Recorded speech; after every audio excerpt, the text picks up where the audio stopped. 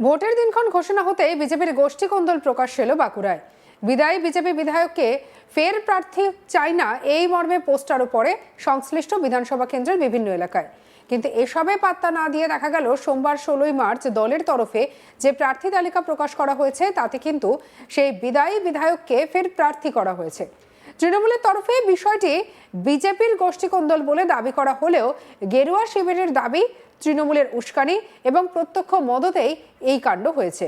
গোটা ঘটনায় উত্তেজনার চরমে ওঠে বাঁকুড়ার ছাতনায়। ছাতনার বিজেপি বিধায়ক সত্যনারায়ণ মুখার্জিকে নিয়ে ছাতনা বিধানসভায় পড়ে পোস্টার, যাকে ঘিরে শুরু হয় রাজনৈতিক চর্চা। বিগত বিধানসভা নির্বাচনে রাজ্যে যে সমস্ত জেলায় বিজেপি সবথেকে ভালো ফল করেছিল তার মধ্যে অন্যতম বাঁকুড়া জেলা। এই জেলার 12টি আসনের মধ্যে 8টি আসন পেয়েছিল বিজেপি। বাঁকুড়া ছাতনা বিধানসভা এলাকাতেও জয় পেয়েছিল বিজেপি, কিন্তু লোকসভা নির্বাচনে প্রাপ্ত ভোটের নিরিখে এই বিধানসভাতে এগিয়ে যায় তৃণমূল। রবিবার 15ই মার্চ ভোটের দিনক্ষণ ঘোষণা হতেই ছাতনার বিদায়ী বিজেপি বিধায়ক সত্যনারায়ণ মুখার্জিকে পুনরায় দলীয় প্রার্থী না করায় দাবি তুলে পোস্টার পড়ে ছাতনা বিধানসভার বিভিন্ন এলাকায়। ছাতনা বাজার, লোহাগড় মোড়, ঘোষের গ্রাম এবং ঝাঁটি পাহাড়ি বাসস্ট্যান্ড এলাকায় পড়া এই পোস্টারগুলি কে বা কারা দিয়েছে তা স্পষ্ট না হলেও তৃণমূলের দাবি দলীয় গোষ্ঠী কোন্দলের জেরে বিজেপি কর্মীদের একাংশ এই পোস্টার দিয়েছে। নির্বাচন ঘোষণা হতেই বাঁকুড়া জেলায় একের পর এক বিধানসভা এলাকায় এভাবে দলীয় কর্মীদের ক্ষোভ প্রকাশ্যে চলে আসায় অস্বস্তিতে বিজেপির জেলা নেতৃত্ব। তৃণমূলের উস্কানি এবং প্রত্যক্ষ মদতেই এমন কাণ্ড হয়েছে বলে দাবি বিজেপি নেতৃত্বের। বিজেপি নেতা জীবন চক্রবর্তী কি বলছেন শুনবো। দেখুন, ছাতনার এই মাটিতে তৃণমূলের একদম পায়ের তলে মাটিটা ছড়ে গেছে। তৃণমূলের বর্তমান সময়ে আজকে দিনে যদি ভোট হয় তৃণমূল 20,000 ভোটে হারবে। তাই ছাতনার যে পোস্টারিং পড়েছে সেটা আপনার মাধ্যমে আমি খবর পেলাম মাত্র। এখানে বিজেপি কোনোভাবে যুক্ত নয়, পুরোপুরি তৃণমূল নেতাদের কালচার। তৃণমূলের একটা অংশ তারা আমার সঙ্গে যোগাযোগ করছে। তৃণমূলের একটা অংশ তারা চাইছে যে বিজেপি ক্ষমতা আসুক এবং ছাতনা সিটটা বিজেপি জিতুক। তৃণমূলের টাকা খাওয়াকে নিয়ে, কারমানে নিয়ে একটা দ্বন্দ্ব বিরাটভাবে দীর্ঘদিন আকার নিয়ে এমন আকার নিয়েছে যেখানে ওদের নেতারা আমাদের নেতার সঙ্গে প্রতিদিন যোগাযোগ করছে, যার ফলস্বরূপ এটাকে ব্যালেন্স করার জন্য তৃণমূল নেতাদের সাহায্যে তৃণমূলের কর্মীরা সহ বিভিন্ন এলাকায় এই পোস্টারিং করেছে বলে আপনার ফোন আসার পর, আপনাদের জানা খবর পাওয়ার পর আমি যোগাযোগ করলাম। এরকম একটা খবর পাওয়া গেল। ছাতনার মাটি বিজেপির মাটি, এখানে বিজেপির কোনো গোষ্ঠীকরণ নেই। বিজেপি যে প্রার্থী দেবে আশা রাখি খুব ভালো প্রার্থী দেবে। এবং আমার সর্বোপরি বলে রাখি, বিজেপির পদ্মে হচ্ছে প্রার্থী, আমরা সকল কার্যকর্তা বা সৈনিক ওই পদ্ম রেখে ভোট করি। বিজেপির কোনো গোষ্ঠীকরণ নেই। ছাতনার মাটিতে বিজেপির যেই প্রার্থী হবে সেই জিতবে। দেখুন, এই বিষয়টা খবর এখনও নেই। সত্যি করে বলতে আমাদের ভোটমুখী পার্টি চলে এসেছে। সর্বত্র বিজেপি কার্যকর্তারা ভোটের প্রচারে নেমে পড়েছে। এটা ছোট্টখাটো ঘটনা বিভিন্ন জায়গায় ঘটছে, এটা অনেকাংশেই তৃণমূলের যোগাযোগ। আবার ছালতোড়া বিষয়টা আমাদের এখানে সঠিকভাবে খবর নেই। তবে যদি খবর থাকবে, যদি ঘটনা ঘটে থাকে, তার জন্য জেলা রাজনীতিতে আছে, সে বিষয়টা দেখবেন। এই বিষয়ে বলার কিছু নেই। এগুলো তৃণমূল বর্তমান সময়ে আপনারাও দেখছেন বিভিন্ন পোস্ট মিডিয়া বা সোশ্যাল মিডিয়া, প্রিন্ট মিডিয়া, তাদের রিপোর্টে তৃণমূল হারতে চলেছে, তৃণমূল হারছে, পশ্চিমবঙ্গে তৃণমূল হেরে গেছে। এই অবস্থায় যে তৃণমূল কর্মীদের মনোবল ক্ষুণ্ণ, তৃণমূল নেতা কর্মীরা বার হচ্ছে না ভোট প্রচারের জন্য, এটা পুরো পশ্চিমবঙ্গ সর্বত্র। তাছাড়াও দেখলেন ব্রিগেডে 14 তারিখ এক জনপ্লাবন হলো। এটা ইতিহাস তৈরি হলো পশ্চিমবঙ্গ বুকে। পুরো কলকাতা ছেয়ে গেছে মাথায়, গেরুয়া মাথাতে। তো সেই জায়গা থেকে তৃণমূলের কর্মীদের মনোবল ক্ষুণ্ণ, তৃণমূল ভেঙে পড়েছে, তৃণমূল হারছে, এটা পশ্চিমবঙ্গ মানুষ জেনে গেছে, তৃণমূল মানুষ জেনে গেছে। তাই এই অবস্থা তৃণমূলের ভুলভ্রান্তি কাজ করছে পশ্চিমবঙ্গে। যদিও বিষয়টিকে বিজেপির গোষ্ঠী দ্বন্দ্বের ফল বলেই বলছেন, দাবি করেছে জেলা তৃণমূল নেতৃত্ব। আর এই নিয়ে বঙ্কিম মিশ্র কি বলছেন শুনবো তৃণমূল নেতার কথা। এটা বিজেপির গোষ্ঠী দ্বন্দ্ব।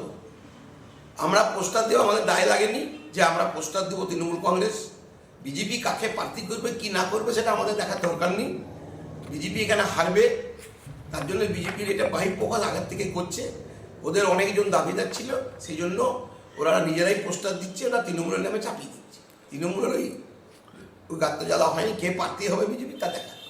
গতকালই তো নির্বাচন কমিশনের দিনক্ষণ ঘোষণা হয়েছে, তার মধ্যেই পোস্টার পড়ে গেল বিজেপি বিধায়কের নামে। আপনারা তো বুঝতেই পারছেন মানুষের বহিঃপ্রকাশ, এবং বিজেপির এক শ্রেণীর কর্মীরা সত্যনারায়ণকে মানতে চাইছে না, তারাই পোস্টার ফেলছে। কেন এই পোস্টার নিয়ে ওরা নোংরা রাজনীতি করতে শুরু করেছে, যে তৃণমূলের ঘাড়ে চাপিয়ে দিচ্ছে। তৃণমূল এই পোস্টারের সাথে কোনো রকমভাবে যুক্ত নই। বিজেপি কাকে প্রার্থী করবে, সাপকে না ব্যাংকে, সেটা আমাদের দেখার দরকার নেই। বিজেপি। আমরা তৃণমূল কংগ্রেস কর্মীরা অত নোংরা রাজনীতি করি না। মমতা বন্দ্যোপাধ্যায়, অভিষেক বন্দ্যোপাধ্যায় আমাদেরকে এই নোংরা রাজনীতি করতে শেখায়নি।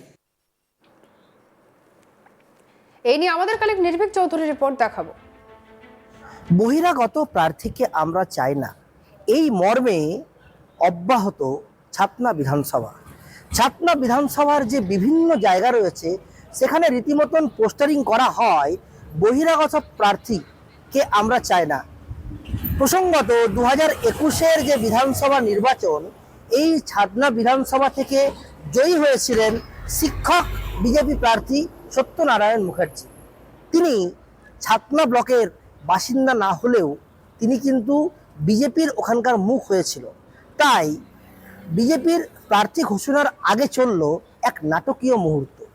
ছাতনা বিধানসভার যে বিভিন্ন জায়গা, সেই বিভিন্ন জায়গাতে মোটা মোটা বাংলা হরফে লেখা সম্বলিত পোস্টার দেখতে পাওয়া গেল যে বিজেপি প্রার্থীকে আমরা চাই, এখানকার ভূমিপুত্র চাই, বহিরাগত প্রার্থীকে চাই না।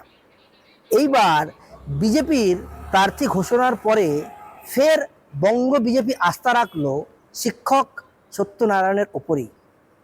দিনভর নাটক, সন্ধ্যেবেলায় বিজেপির প্রার্থীপদ যেখানে ঘোষণা, সেখানে দেখা গেল যে ফের সত্যনারায়ণ মুখার্জিকেই ওই ছাতনা বিধানসভা কেন্দ্রের প্রার্থী করল বঙ্গ বিজেপি। এখন দেখার বিষয় এটাই, তৃণমূলের মতোই বিজেপির যে গোষ্ঠীকন্দল তা কিন্তু বরাবর প্রকাশ্যে এসেছে। বিজেপির গোষ্ঠীকন্দলও কিন্তু কোনো নতুন অধ্যায় নয়।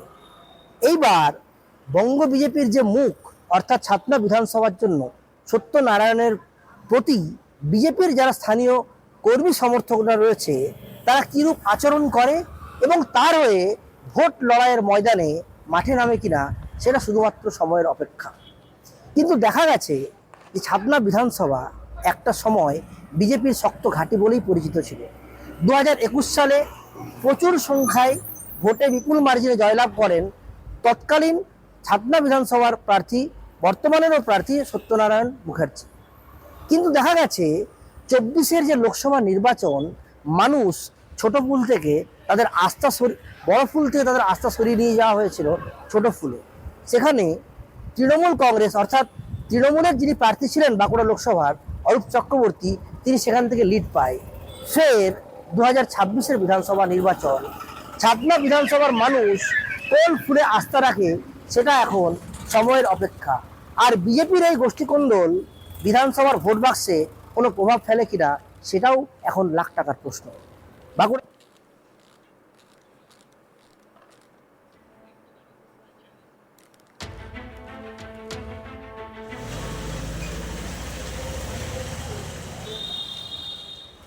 সঙ্গে রাখুন আজ তাক বাংলাকে। অন্যান্য খবরের জন্য লাইক, কমেন্ট, শেয়ার, সাবস্ক্রাইব করতে ভুলবেন না।